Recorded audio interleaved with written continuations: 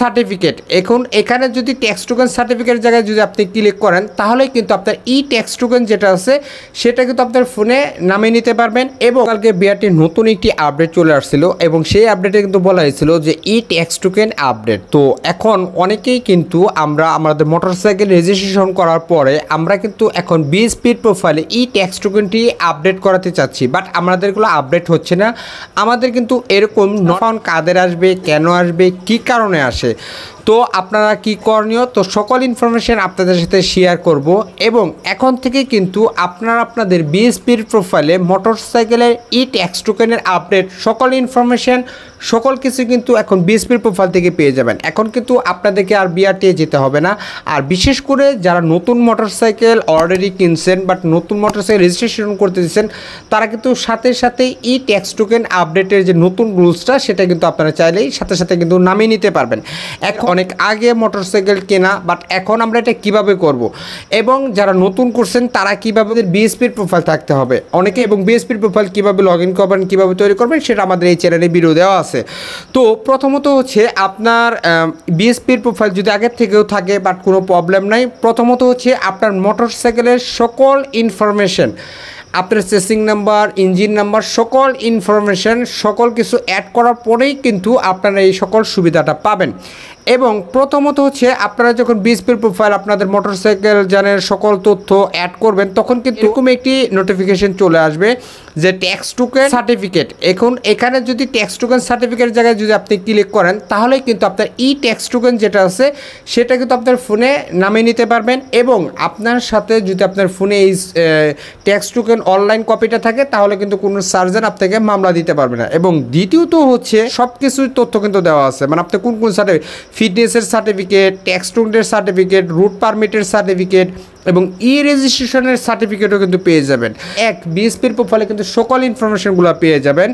এবং তার সাইডে কিন্তু দেখতে পারতেছেন যেটা হচ্ছে ওই যে আমাদের ট্যাক্স টোকেন যখন আমরা আপডেট করাই এতদিন যাবৎ কিন্তু এটা ছিল না, সেটা হচ্ছে 1150 টাকার যে ফি এটাও কিন্তু আপনারা পেয়ে যাবেন এখন থেকে আপনাদের বিএসপির প্রোফাইলে। আপনারা রেজিস্ট্রেশন সার্টিফিকেট আমার স্ক্রিনে দেখতে পারতেছেন, এটা হচ্ছে রেজিস্ট্রেশন সার্টিফিকেট।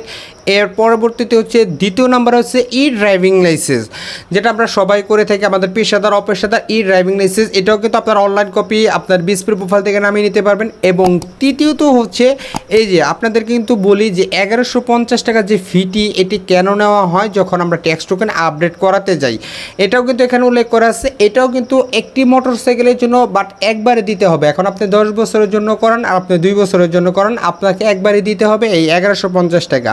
তো এই সার্টিফিকেটও কিন্তু আপনারা আপনাদের বিএসপির প্রোফাইল থেকেও কিন্তু পেয়ে যাবেন। এবং তৃতীয়ত হচ্ছে যেটা হচ্ছে আমাদের ট্যাক্স টোকেন সদনপত্র, দেখুন আমার স্ক্রিনে দেখতে পারতেছেন এইটা হচ্ছে আমাদের ট্যাক্স টোকেন সদন, নতুন এখন আপডেট চলে আসছে যেটা ট্যাক্স টোকেন সদন, এটা কিন্তু আপনারা নামিয়ে নিতে পারবেন।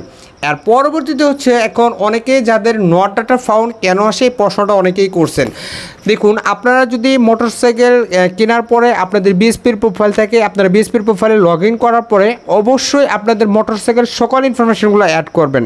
এবং অনেকেই কিন্তু আমরা বায়োমেট্রিক দিই না, মানে মোটরসাইকেলের জন্য সকল মানে কেবলমাত্র নাম্বার প্লেট করাইছি এবং করানোর পরে আমাদের শুধু নাম্বারটা চলে আসছে কিন্তু বায়োমেট্রিক দিই না। এখনই আমরা কিন্তু সাথে সাথে বিএসপির প্রোফাইলে লগ ইন করতে যাচ্ছি, মানে আমাদের লগ ইন বিএসপির প্রোফাইল ছিল সেখান থেকে আমরা যখন লগ ইন করতে যাই তখন দেখি আমাদের নট ডাটা ফাউন্ড আসে। তাদের কিন্তু অবশ্যই নট ডাটা ফাউন্ড আসবে, কারণ আপনি বায়োমেট্রিক দেওয়ার পরে তার পরবর্তীতে কিন্তু আপনার কিছুদিন সময় লাগবে, হতে পারে 1-2-3 দিন সময় লাগতে পারে, তারা কিন্তু অবশ্যই অপেক্ষা করবেন, তারপর আপনাদের নট ডাটা ফাউন্ড চলে আসবে না, আপনাদের কিন্তু ট্যাক্স টোকেন সেটা আপনারা পেয়ে যাবেন।